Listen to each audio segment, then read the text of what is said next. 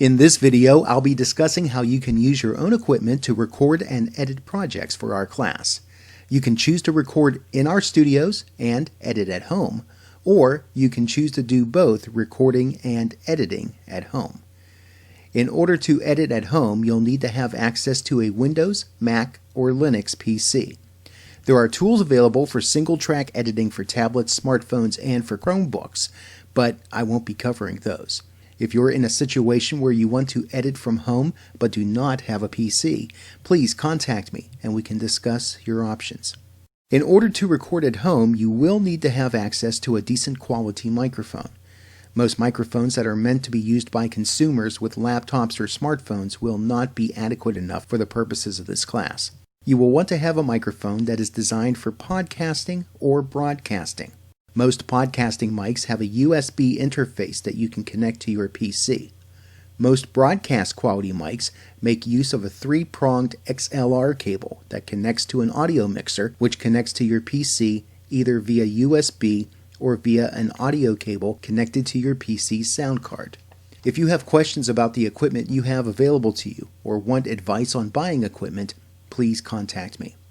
Depending on the flexibility you want to have, you can get a podcast quality mic for as little as $50. And you don't need to have a brand new computer to edit. You can use a PC that has as little as a Pentium 4 processor and a gig of RAM. Speakers and headsets, however, would be helpful. For editing software, we'll be using Audacity. It's a free open-source multi-track audio editor that works on Windows, Mac, and Linux. It's available for download at audacityteam.org. To record using Audacity, first make sure that your microphone and/or mixer is connected to your PC. Then open the software. If you've just downloaded the software, you may see a help screen when you first open it. You can click OK to remove that screen. Check the settings that you are using to make sure your PC and software are set up properly. In the main menu bar, click on Edit and then on Preferences. Click on Devices to check that Audacity recognizes your speakers and your headset and your microphone. Make sure that you are set up to record using 2 channels. Under Recording, there's a place to tick for software playthrough. If you want to hear yourself in your headphones from your PC while you record, tick this box. However, note that there may be a delay when you speak compared to when you hear yourself. You do not need to have this setting ticked if you are listening on headphones through a mixer. One thing you do want to do here is make sure that the sound activated recording area is not ticked. Under the quality setting, check that your default sample rate is set to 44,100 Hz and that your default sample format is 16-bit. Under Libraries, you will want to download the LAME MP3 library and the FFmpeg library. Check on the download buttons for each of these and follow the instructions that are provided. After you've checked all those things, click on OK. You are now ready to check your levels. On the top left, you'll see controls that look very much like controls you would use with a CD player or a cassette player. The red circle is the record button. At the bottom of the screen, you'll see the audio position section acting as a stopwatch feature. This will count up your recording time. Up top, you'll see green lines measuring the loudness of your audio. We call this the VU meter. As you speak into the microphone, you should see the VU meter move up and down. Watch how the VU meter moves as you speak. Ideally, you want this line to change to yellow or orange at your loudest points, but you never want the line to become red like it is here. An ideal recording level will have your audio consistently measuring between -15 and -3 on the VU meter. If it doesn't, either adjust the volume of your voice or the volume being picked up by the microphone, either using your mixer or the sound settings on your PC. The best way to check your levels is to do a portion of the read that you are recording. If you simply turn on the mic and say something like check 1, check 2, you'll most likely not be speaking with the same volume and intensity that you will use in your actual recording piece.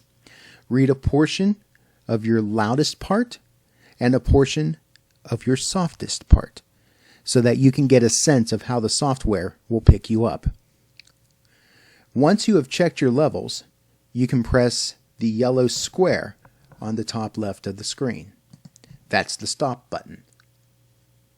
You can remove your test recording by clicking on the X at the top left of your track. When you are ready to record, put on your headset, turn on your mic, and press record. There's no need to start speaking immediately after pressing record. You can always remove silent spaces or unwanted audio later. When you are recording, continue to pay attention to the VU meter to make sure that you are recording properly.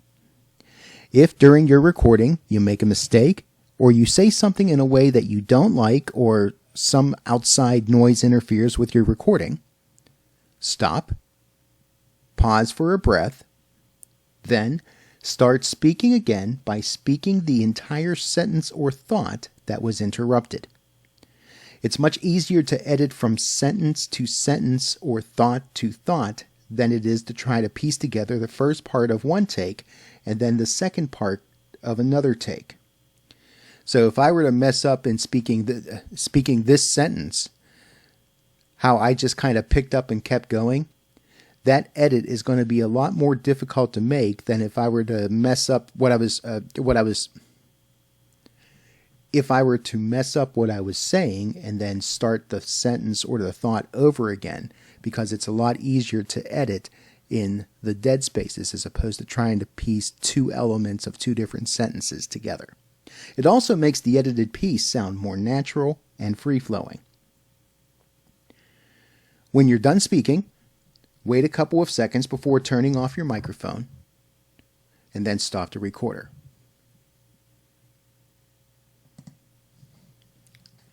Now, this is important. To save your work, make sure your USB thumb drive is inserted into your PC. Then, up in the main menu, click on File, and then you want to click on Export Audio. Do not click on Save Project. This is used for multi-track productions and does not save your individual audio files. So make sure you go to Export Audio. What you'll want to do then is find your USB thumb drive. In this case, this is my personal computer in my home office, so I'm just going to save this on my desktop for now. But I recommend that you get into the habit of saving all of your production work in its own separate folder. It's not as important for this class, but when you begin doing multi-track productions, having each project in its own folder becomes vital for keeping things organized. To create your folder, right-click in the Export Audio area, select New, then select Folder. Name this folder something meaningful while the folder is highlighted. So for this, we will call this Demo. Now you can double-click on your newly created folder. Under Save As Type, make sure MP3 is selected. Then give your file a name. We'll call this Demo VO Raw. Usually you will be instructed what to name the files that you will be turning in. Once you've named the file, click on Save. After clicking Save, you will see a pop-up that invites you to edit the metadata for the file. If you want to insert information here, feel free to do so. Click OK to close the pop-up. And now you see that the file is exporting to an MP3. Go back to the beginning of your recording by pressing the Home key on your keyboard.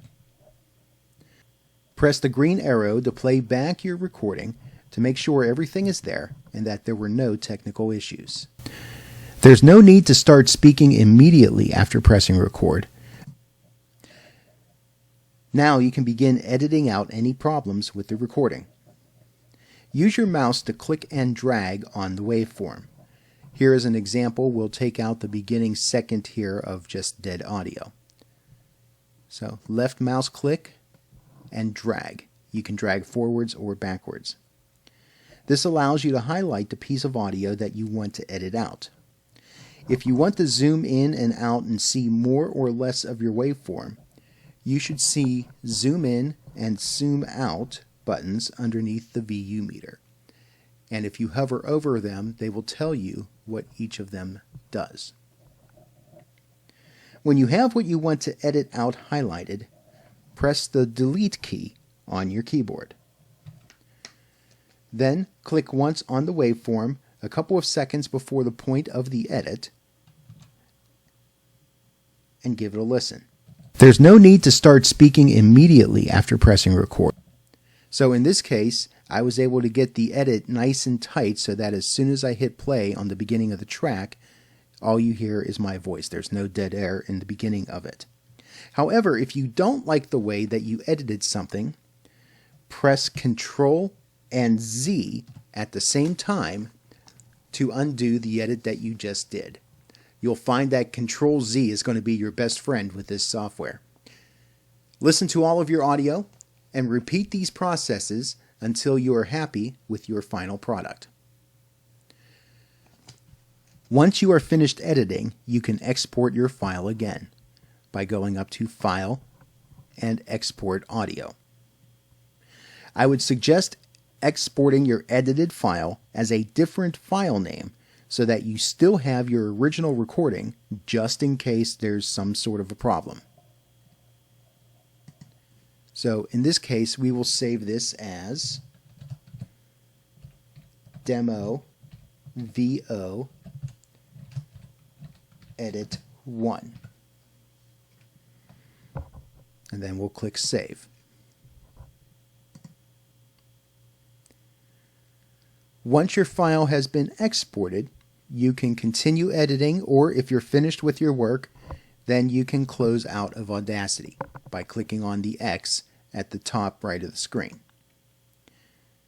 The program will ask you if you want to save changes before closing. Choose No. Again, saving in Audacity is meant for multi-track productions. But make sure that you have exported your audio before closing out of the program. If at any time you are unsure of what you are doing or you are encountering problems when using Audacity, feel free to contact me and ask questions. I'm here to help you, and I want you to do well.